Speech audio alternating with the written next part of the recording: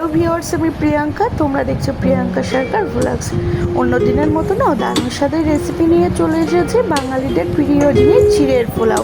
আমার এখানে 2 থেকে 300 শুকনো চিড়ে আছে। আর এদিকে আমি মনের মতন কিছু সবজি নিয়ে নিয়েছি।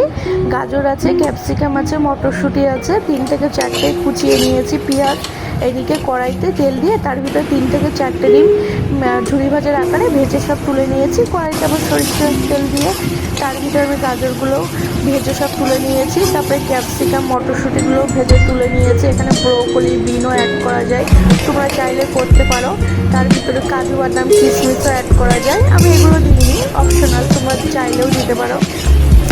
কড়াইতে সাদা তেল দিয়ে তার ভিতরে দিয়ে দিয়েছি পেঁয়াজটা ভেজে তার ভিতরে দেব কাঁচা লঙ্কা কুচানো। আর এদিকে দেখো আমি চিড়েটা ভিজিয়ে জল ছড়িয়ে নিয়েছি। কি সুন্দর ঝরঝরে চিড়েটা হয়েছে, কি নরম হয়ে গেছে। কিন্তু বেশি নরম করলে কিন্তু হবে না, চিড়েটা এরকম ঝরঝরেটাই রাখতে হবে চিড়ে। এদিকে পেঁয়াজটাও আমার ভাজা ভাজা হয়ে গেছে। এর ভিতরে দিয়ে দেবো আমি বাদাম। এই যে বাদামটা আমি অ্যাড করে দিচ্ছি।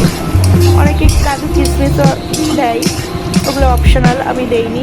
তোমরা এটা নিরামিষ দিনেও করা যায়, পেঁয়াজটা বাদ দিয়ে আর সব কিছুই হয়ে যাবে। স্বাদ অনুযায়ী আমি একটু লবণ আর চিনি দিয়ে দিয়েছি, দিয়ে একটু নেড়ে চেড়ে তার ভিতরে অ্যাড করে দিলাম টমেটো সস, কিষানের টমেটো সসটা দিয়ে আবার একটু নেড়ে চেড়ে তারপরে সেই ভিজিয়ে রাখা চিড়েগুলো দিয়ে দিয়েছি। দেখো চিড়েটা কিন্তু কি সুন্দর ঝরঝরে হয়েছে, দেখতেও খুব সুন্দর লাগছে। দিয়ে আমি ভালো করে নেড়ে চেড়ে তার ভিতরে অ্যাড করে দিলাম সব ভেজে রাখা সবজিগুলো।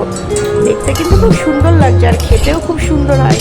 এগুলো সকালে জল খাবারেও খাওয়া যায়, কিংবা বাচ্চাদের টিফিনেও দেওয়া যায়, সন্ধ্যার সময়ও খাওয়া যেতে পারে। এই যে ঠিক নামানোর আগে আমি একটু ম্যাগি মশলা অ্যাড করে দিয়েছি, দিয়ে কিছু সময় আবার নেড়ে চেড়ে নিয়েছি। দেখতে কিন্তু খুব সুন্দর লাগছে আর খেতেও খুব সুন্দর হয়। বাচ্চাদের তো খুব লোভনীয় জিনিস চিড়ের পোলাও। আমার তো খুব দারুণ লাগে চিড়ের পোলাও খেতে। আর তোমাদের কার কার ভালো লাগে এরকম চিড়ের পোলাও খেতে একটু কমেন্ট করে জানিয়ে তো। আর বন্ধুরা, আমার চ্যানেলটাকে একটু লাইক কমেন্ট সাবস্ক্রাইব করে পাশে থেকেও। টাটা।